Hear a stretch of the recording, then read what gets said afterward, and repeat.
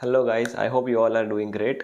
आज हम बात करने वाले हैं एक ऐसी पावरफुल फाइनेंस बुक की जो मैंने रिसेंटली फिनिश करी है और उसने मुझे काफ़ी फैसिनेट किया है। वो बुक है none other than this, the psychology of money, जो मॉर्गन हाउसल ने लिखी है। ये बुक कोई ऑर्डिनरी बुक नहीं है, क्योंकि इस बुक में आपको सिर्फ ऐसा नहीं बताया गया कि पैसे कमाए कैसे जाते हैं।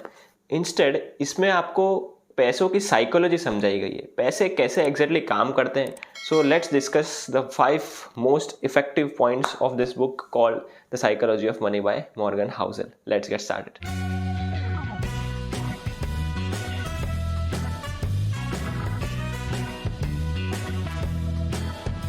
Point number 1, save money. Generally हम पैसे सेव क्यों करते हैं? कार खरीदने के लिए, घर खरीदने के लिए।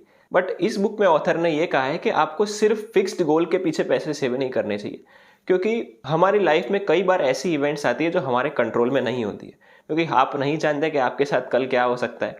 तो अगर कोई भी टफ कंडीशन या हार्ड कंडीशन आती है तो आपको पैसा शील्ड की तरह आपको प्रोटेक्ट करता है। सो moral of the lesson is, आपको पैसे सिर्फ मटेरियल गोल्स के लिए ही सेव नहीं करने चाहिए, लेकिन फ्यूचर में अनसर्टेनिटीज से लड़ने के लिए भी आपको पैसे की सेविंग जरूर करनी चाहिए। Lesson number 2, freedom. हमें लगता है पैसा सिर्फ गाड़ी बंगला और महंगी चीजें ही खरीद सकता है, लेकिन नहीं। एक्चुअल में जो पैसे की सुपर पावर है वो है फ्रीडम। पैसे आपको फ्रीडम दे सकते हैं। एक्चुअली पैसे जो है ना, वो आपको काफी ज्यादा कंट्रोल दे सकते हैं आपके टाइम का। पैसे आपको फ्रीडम की सुपर पावर देता है। अपना टाइम आपको जहां खर्च करना है आप कर सकते हैं, क्योंकि हम सब जानते हैं कि पैसे तो आप एक बार खो दे तो दूसरी बार भी कमाए जा सकते हैं, लेकिन जो टाइम है वो लिमिटेड एसेट है। तो अपना टाइम आप कहाँ बिताना चाहते हैं, किसके साथ बिताना चाहते हैं, कितने समय के लिए बिताना चाहते हैं और कहाँ बिताना चाहते हैं, इन सबको कई बार मनी टैकल करता है। सो आपको हमेशा याद रखना है कि पैसा आपको फ्रीडम की सुपर पावर देता है। Lesson number 3, man in the car paradox. हम अक्सर देखते हैं कि हम एक दूसरे से बहुत कंपीट कर रहे होते हैं। हम सोचते हैं कि अगर हमारे पास महंगे महंगे गाड़ी है, महंगी महंगी घड़ियां हैं, स्मार्टफोन्स हैं, तो लोग हमसे बहुत इंप्रेस होते हैं, हमारी बहुत रिस्पेक्ट करते हैं। बट रियलिटी में ऐसा नहीं होता। रियलिटी में हम जब कभी भी कोई महंगी चीज देखते हैं ना, तो हम हमेशा खुद को उस सिचुएशन में इमेजिन कर लेते हैं कि एक दिन मैं भी ये कार लाऊंगा, एक दिन मेरे पास भी ये स्मार्ट वॉच होगी या मेरे पास भी ये फोन होगा। एक्चुअल में जब भी हम अपने पैसों को रिस्पेक्ट के साथ एसोसिएट करते हैं ना, तो हम बहुत सारे फालतू खर्च कर देते हैं, अपने पैसों की वैल्यू नहीं करते। हमें कभी भी शो ऑफ के पीछे ज्यादातर पैसे नहीं गंवाने चाहिए।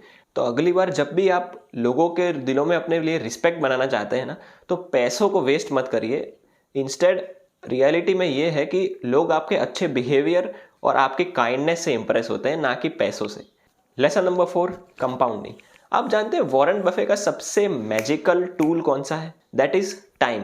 Yes, you heard it right. Warren Buffett पिछले 7 डेकेड से इन्वेस्टिंग कर रहे हैं, और यही रीजन है कि वो वर्ल्ड के इतने बड़े इन्वेस्टर बन पाए, क्योंकि उन्होंने अपने पैसों को कंपाउंड होने का टाइम दिया।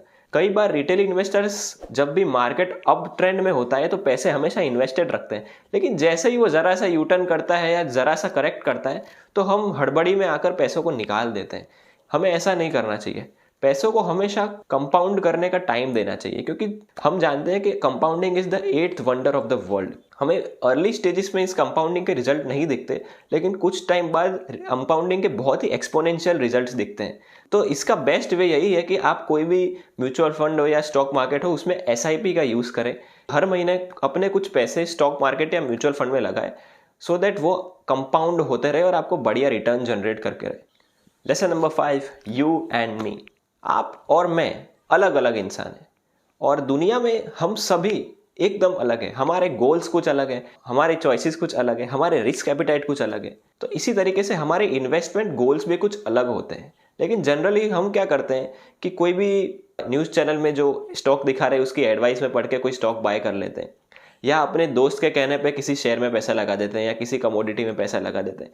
और जब भी वो हमारे पैसे डूब जाते हैं तो हमें बहुत रिग्रेट होता है कि हमने ऐसा क्यों किया। तो हमें ये समझना चाहिए कि आपके दोस्त के या कोई न्यूज़ एंकर के या किसी भी और इंसान के आपसे गोल बिल्कुल अलग है।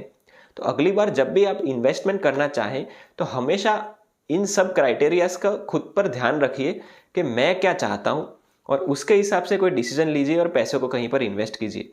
किसी के एडवाइस में आकर के आपके पैसे खोने के काफ़ी चांसेस हो जाते हैं और आप हमेशा रिग्रेट करते रह जाते हैं। इंस्टेड अगर आप खुद की इंटेलिजेंस से और रिसर्च से पैसे इन्वेस्ट करेंगे तो आपको कभी भी रिग्रेट नहीं होगा और आप हमेशा अपने पैसे को सेफ रख पाएंगे।